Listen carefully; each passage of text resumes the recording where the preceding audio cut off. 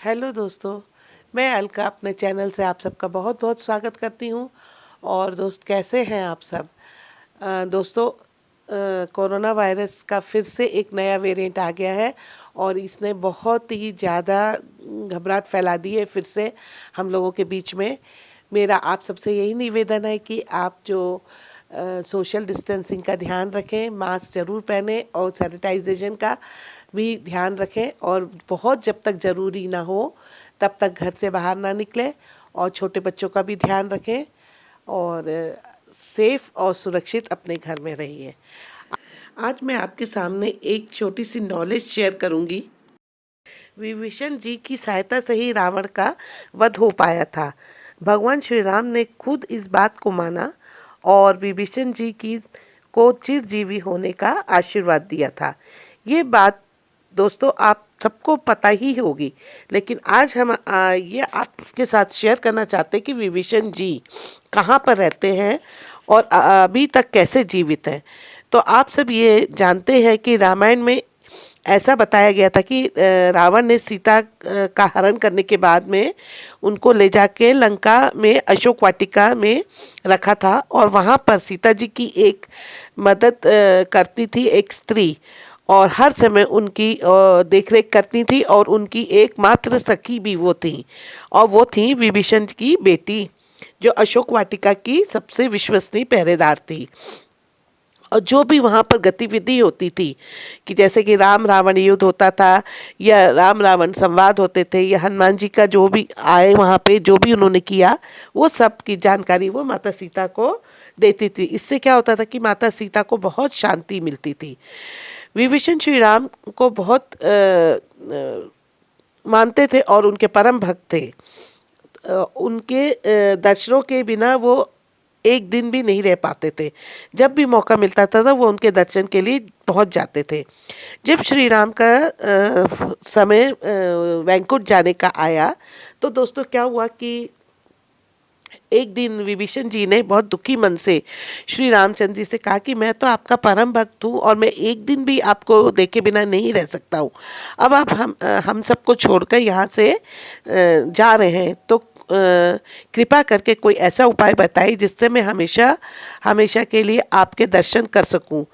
तो श्री भगवान रामचंद्र जी कहते हैं कि विभीषण को खुश होकर और चिरजीवी होने का वरदान दे देते हैं और विभीषण तब तक कहते हैं कि इस पृथ्वी पर तुम रहोगे जब तक कि ये समय चक्र चलता रहेगा और तभी से विभीषण जी इस दुनिया में रहते हैं और भगवान कल्कि की पूजा भगवान कल्कि का इंतज़ार करोगे और जब भगवान कल्कि इस दुनिया में आएंगे तो आप उनकी उसी तरह से मदद करेंगे जैसे कि आपने मेरी की थी, यानी कि श्री राम की थी। दोस्तों भगवान श्री राम जब भी वैकुंठ जा रहे थे तो उन्होंने विभीषण से अति प्रसन्न होकर ये कहा कि जब तक ये कलयुग रहेगा या उसमें के बाद में भी विभीषण जी इस दुनिया में रहते हुए भगवान श्री कल्कि जी का इंतजार करेंगे और जब भगवान कल्कि जी इस दुनिया में आएंगे तो विभीषण जी उनकी मदद भी उसी तरह से करेंगे जैसे कि उन्होंने श्री राम जी की थी। तो उन्होंने विभीषण जी से अति प्रसन्न होकर ये कहा था कि जब तक तुम ये कलयुग रहेगा या इसके बाद भी आप मेरे एक रूप में हमेशा मुझे पाएंगे और मेरी पूजा करेंगे और वह रूप होगा मेरा जगन्नाथ जी का।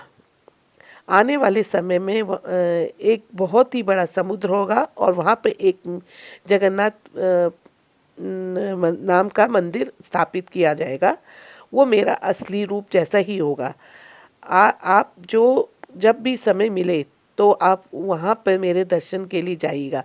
तो इस पर विभीषण जी ने कहा कि समय मिलने पर ही क्यों जाऊँ मैं तो प्रतिदिन रोज और नियमित आपके दर्शन के लिए जाऊंगा। और ये कहा कि भगवान श्री राम का स्वरूप आने वाले समय में वैसा ही होगा जैसे जगन्नाथ में आज वास्तविक है। कुछ समय बाद भगवान रामचंद्र जी वैकुंठ को धाम को पधार गए, लेकिन श्री राम भगवान के आशीर्वाद के अनुसार भगवान बजरंगबली और विभीषण जी आज भी जीवित है और विभीषण जी जो है आज भी जीवित हैं और लाखों लंका में रहते हैं और वहाँ के लोगों को भी ये पता है कि वो रोज़ सुबह जगन्नाथपुरी की मूर्ति के पूजा करते हैं के लिए रोज़ सुबह वहाँ पर आते हैं। तो ये मेरा छोटा सा ज्ञान जो मैंने कहीं से पाया था, मैंने आपके साथ शेयर किया है।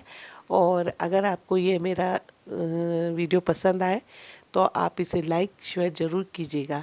तो हम जल्दी ही मिलते हैं ऐसे ही नए नए स्टोरी, बहुत से रोचक स्टोरीज़ के साथ में। तो तब तक के लिए good bye, have a nice day.